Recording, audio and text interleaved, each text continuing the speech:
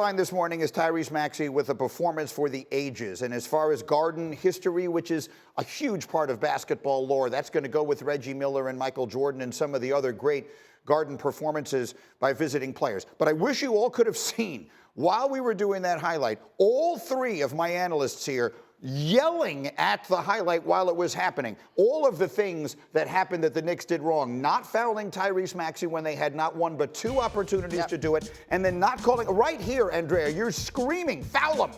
Even earlier than that, Greeny. I mean, I know you can scream foul him when the screen happens, but I think you can foul when the handoff happens, right in there. You see how they're just backing up. They let Maxey get the ball. Instead, go with him on that cut, go with him on that handoff, try to get a tip on the ball and make a play. Alan, they let the one thing that they couldn't have happen to them at the finish. Yes, and it's 6-point lead, and the three doesn't hurt you as much as a 4-point play, and that's part of it also when Mitchell Robinson, who's just trying to close out on that screen. Now here, this is the one that ties it where he's too far back in drop coverage.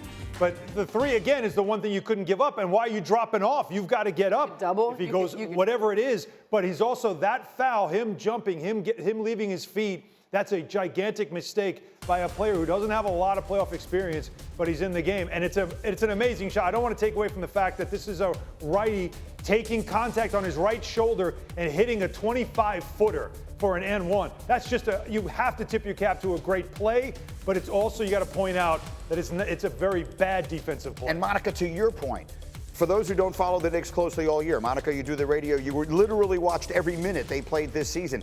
This is how they usually win.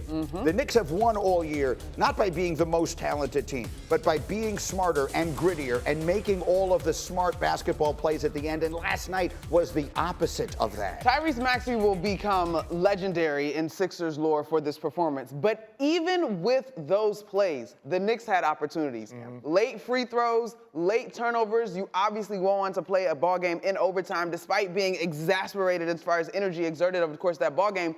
The small things. Dre brought up the offensive rebound. These are all the things that bounced in the Knicks' favor so far to have 3 wins in this series. And last night, the Sixers show up. From not just Maxey, though. Tobias Harris had a terrific ball game. I thought Nico Batum was good. Kelly Oubre was solid for them. And Joel Embiid, while not himself, passed the basketball, had double-digit assists, and found the open guy. Going back to the 4-point play by Maxey Money, I liked what you said earlier about how one could have been a no call, or 2, it could have been a harder foul. Yes. Like, it could have been those two things. Because once you're in the air, if you're Robinson and you feel that contact, you got to go for it. Right here. You can't let him get the shot. Right here. Hammer him. Hands, like at that point, there's already contact at the body. Just put your hands down. Like, you got to bring your arm down. And Yeah, that's a tough an situation. inexperienced player, Mitchell Robinson, that doesn't have a lot of playoff experience. He's out on the floor because he had a really good game against Embiid.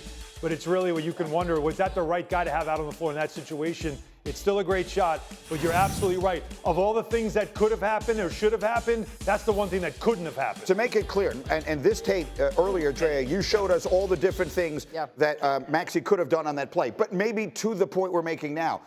Once Robinson has committed himself, let's say it as loudly as we can, he cannot let the shot go up. That's my point. Yes, right? exactly. Jordan rules, right? Yeah. The Jordan rules from back in the day, you got to hammer them. Like, you cannot let them make the layup, and they can't make them get the N1. No layup rule. It should have been a no three-pointer rule. If you're up, if you get committed, take him out.